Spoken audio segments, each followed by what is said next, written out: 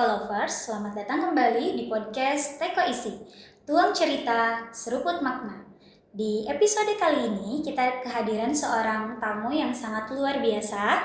Beliau adalah Bunda Vivi. Assalamualaikum Bunda. Waalaikumsalam warahmatullahi wabarakatuh. Sehat Bun? Alhamdulillah sehat. Alhamdulillah. Nama lengkap beliau adalah Eka Fiorasari STP. Saat ini beliau aktif berkontribusi di JSIT Indonesia wilayah Banten, tepatnya sebagai Ketua Tim Pengembangan dan Pendidikan Al-Quran. Masya Allah. Selain itu, beliau juga aktif menjabat sebagai Ketua Bidang PSDM di Yayasan Islam Ibadur Rahman Cirwas.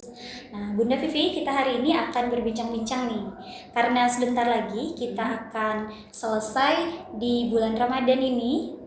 Bulan Ramadan tinggal menghitung hari ya Bun. Tentu banyak sekali hal-hal yang perlu kita evaluasi, kita refleksi, sehingga saat bulan Ramadan ini meninggalkan kita atau bulan Ramadan ini berakhir, banyak hal yang bisa kita syukuri gitu ya. Langsung saja di pertanyaan pertama nih, terkait dengan bulan Ramadan sebagai bulannya pendidikan atau bulan madrasah untuk seluruh umat muslim di seluruh dunia. Nah, menurut Bunda, apa kira-kira pelajaran yang berharga untuk kita maknai sehingga kita bisa terus mensyukuri bulan Ramadan walaupun bulan Ramadannya sudah berlalu? Terima kasih Mbak Elis. Pertama yang harus kita dengan Ramadan ini, kita bersyukur karena Allah memberi kesempatan kepada kita bertemu dengan bulan yang agung, bulan yang mulia ini. Maka tentu sebagai muslim kita memanfaatkan dengan sebaik-baiknya. Nah, apa yang harus kita lakukan? Evaluasi yang pertama adalah bagaimana tujuan Ramadan itu adalah la'allakum tattaqun. Nah, tentu apakah sebulan penuh ini kita bisa mendapatkan menjadi hambanya yang bertakwa sesuai dengan firman Allah di surat Al-Baqarah ayat 183. Nah, karena takwa ini adalah sebaik-baik bekal kita nanti menuju ke tempat tinggal kita sebenarnya, yaitu di akhirat nanti. Nah, itu mudah-mudahan dengan bekal takwa ini Allah ridho memasukkan kita ke surganya. Jadi takwa inilah harus kita dapatkan agar kita bisa membawa bekal sebaik-baiknya. Kemudian yang kedua, evaluasi yang kedua adalah dengan Ramadan ini kita dilatih, dididik untuk bisa mengendalikan hawa nafsu kita. Mengendalikan hawa nafsu. Jadi kalau marah-marah puasa kita kan bukan batal, tapi bisa merusak nilai ibadah puasa kita. Kemudian yang ketiga, bagaimana dengan Ramadan ini kita bisa melatih kepedulian sosial kita. Karena kita kan menahan lapar dan haus, kemudian bisa merasakan, ternyata saudara-saudara kita yang tidak berpunya merasakan seperti ini rasanya, seperti ini rasanya. Maka timbullah empati, peduli kepada orang lain seperti itu. Dan yang keempat, ditinjau dari segi kesehatan, puasa ini menyehatkan. Karena lambung kita tidak bisa bekerja terus-menerus, maka harus ada istirahatnya. Istirahatnya itu adalah di saat bulan Ramadan. Kalau diibaratkan dengan mesin, overhaulnya, ada overhaul, perawatan mesinnya terlebih dulu. Jadi Allah itu sangat baik kepada hambanya, mempersiapkan kita. Makanya jangan sampai kita itu menyia-nyiakan momen Ramadan ini, yaitu bagaimana agar kita menjadi hambanya yang bertakwa. La'allakum tattaqun. Masya Allah. Jadi bulan Ramadan ini betul-betul sangat mendidik kita ya, supaya kita menjadi orang-orang yang bertakwa. Nah, lantas ketika bulan Ramadan ini hampir berakhir nih Bun, apa sih sebetulnya yang harus kita evaluasi, terutama diri kita masing-masing? Ramadan itu mulia karena di dalamnya diturunkan Al-Quran. Nah, jadi evaluasi yang paling utama itu, sudahkah kita menjadikan Al-Quran itu betul-betul sebagai petunjuk dalam kehidupan kita? Karena mukjizat terbesar Nabi Muhammad SAW itu adalah Al-Quran. Maka sebagai umatnya, kita juga harus merasakan mukjizat tersebut. Maka Ramadan ini jadikanlah momentum kita untuk berinteraksi dengan Al-Quran secara utuh.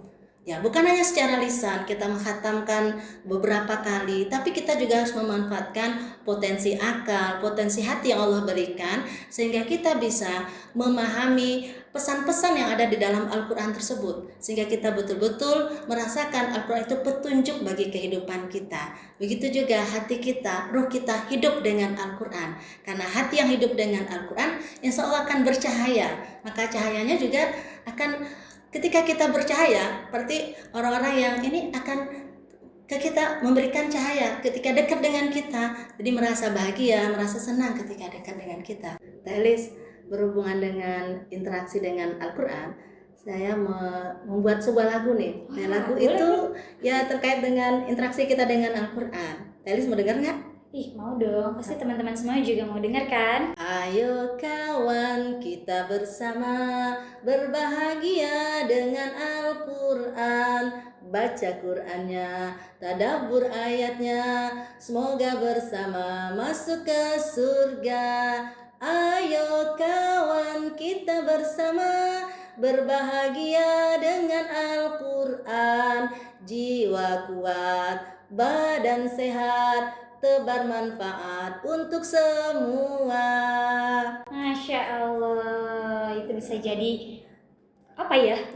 Motivasi kita supaya bisa kita maknai bersama dan bisa kita hafalin bareng-bareng ya Bun ya? Iya betul, insya Allah. Jadi biar ada motivasi, bukan sekedar membacanya, tapi bagaimana kita juga mentadaburi, sehingga ketika kita mentadaburi kita bisa menjadikan Al-Quran sebagai akhlak bagi kita. Evaluasi yang paling utama adalah sejauh mana kita berinteraksi dengan Al-Quran. Manfaatkan potensi-potensi yang Allah berikan, baik lisan, akal, dan hati, agar kita betul-betul merasakan Al-Quran itu sebagai mukjizat, sehingga bisa menjadi petunjuk bagi kita, hudal linnas, hudal lil muttaqin, seperti itu. Masya Allah sekali. Justru tanda kita berhasil di bulan Ramadan ini bukan hanya sekedar menuntaskan bulan Ramadan aja ya, tapi kelihatan di setelah bulan Ramadan ini selesai gitu ya. Kesuksesan Ramadan itu justru terlihat setelah Ramadan.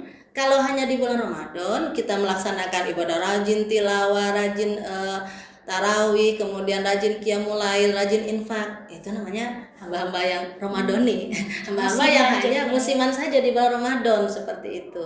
Jadi justru setelah Ramadan ini kita harus pembiasaan-pembiasaan baik di bulan Ramadan itu tetap berlanjut. Nah, itu tadi butuh apa tadi nama itu? Butuh teman, butuh komunitas, saling mengingatkan satu dengan Karena yang kalau lain. sendirian berat banget. Iya, berat, betul. Karena iman kita itu naik dan turun, betul nggak? Apalagi kalau Ramadannya udah selesai ya. Betul. Godaannya udah kembali banyak. Ya, setan-setan udah lepas ya belenggunya. Iya, nanti dari segala arah. Jadi memang butuh banyak teman-teman yang mengingatkan kita ya, Bun. Betul. Insya Allah. Nah, berkaitan juga dengan menjelang Idul Fitri, kan kita beberapa hari lagi akan bertemu dengan hari kemenangan ya Bun. Nah di situ ada sebuah kegiatan ataupun amalan yang wajib sekali untuk ditunaikan setiap muslim yang sudah wajib menunaikan tersebut ya, yaitu zakat fitrah. Nah kalau ditinjau dari segi sosial kita dengan sesama muslim, sebetulnya apa yang bisa kita maknai dari zakat fitrah tersebut? Zakat fitrah ini kan diwajibkan bagi muslim yang diberi kesempatan oleh Allah berada di bulan Ramadan yang melaksanakan. Nah, hikmahnya adalah untuk kepedulian sosial, tentu kan tidak semua saudara-saudara kita berkecukupan. Maka bagi saudara-saudara muslim yang berkecukupan, dia punya kewajiban membayar zakat fitrah, yaitu bagaimana dengan zakat fitrah itu agar saudara-saudara kita juga merasakan kebahagiaannya, terutama saudara-saudara kita yang fakir dan miskin ya. Jadi di hari Idul Fitri itu semua berbahagia, semua bisa makan ketupat bareng, bisa berbaju baru gitu ya. Walaupun sebenarnya bukan itu ukuran, tapi kan kita memberikan kebahagiaan kepada saudara-saudara kita yang tidak berpunya, terutama yang fakir dan miskin, seperti itu. Jadi Islam itu sangat indah sekali mengatur seluruh kehidupan ya. Betul. Sehingga bukan hanya orang yang berkecukupan saja yang bisa menikmati bulan Ramadan dan juga menyambut Idul Fitri ya Bun ya. Betul. Ternyata seluruh kalangan. Ya, karena Allah itu Maha Adil. Iya. Kemudian, nah berkaitan dengan Ramadan yang sebentar lagi akan berakhir, tentu kita pasti akan langsung menyambut bulan yang penuh kemenangan, yaitu Hari Raya Idul Fitri. Apa sebetulnya makna Idul Fitri yang perlu kita refleksikan? Karena kita seringkali suka terjebak dengan perayaan-perayaan yang sifatnya terlalu formalitas ya, seperti tiba-tiba banyak petasan, kemudian beli baju lebaran, sibuk beli makanan, tapi sebetulnya ada hal yang justru ingin Allah sampaikan dari makna hari kemenangan tersebut. Iya. Puncak Ramadan itu sesungguhnya ada di sepertiga terakhir. Berarti di 10 terakhir ini adalah puncak Ramadan. Maka terlebih dahulu tentu kita berdoa agar Allah sampaikan kita nanti ke puncaknya, yaitu Allahumma balikna Lailatul Qadar. Agar semua kita mendapatkan malam Lailatul Qadar karena nilainya lebih baik dari 1000 bulan. Nah, jangan sampai di sepertiga terakhir ini kita malah menurun semangatnya. Karena rata-rata kebanyakan setelah di sepertiga terakhir ini banyak yang mulai kendor semangatnya, padahal disitulah finishnya. Maka mudah-mudahan kita termasuk orang-orang yang sukses berRamadan di tahun ini, insya Allah ya. Mudah-mudahan. Nah, bagaimana kemenangan yang sejati? Kemenangan yang sejati itu adalah sesungguhnya ada di Quran surat Ali Imran ayat 133 dijelaskan, karena di Ramadan sudah dilatih setiap hari berinfak. Kan kalau kita salat tarawih ada kenceng yang lewat tuh, kencengan apa nama itu ya. Nah, kita udah terbiasa berinfak. Maka ciri yang pertama, kemenangan yang sejati yang pertama adalah orang-orang yang mau berinfak baik dalam waktu sempit ataupun waktu lapang. Yang pertama. Kemudian yang kedua adalah orang yang mampu mengendalikan amarahnya. Itu yang paling susah ya, Bunda. Iya, dan yang ketiga adalah orang yang mampu memaafkan kesalahan orang lain. Allah Maha Pemaaf. Bukankah doa-doa yang sering kita panjatkan di akhir-akhir Ramadan ini? Allahumma innaka afuwun tuhibbul afwa fa'fu anni. Allah itu Maha Pemaaf. Maka sebagai hambanya, kita juga ketika ada saudara kita yang mungkin berbeda pendapat, maka kita harus memaafkannya.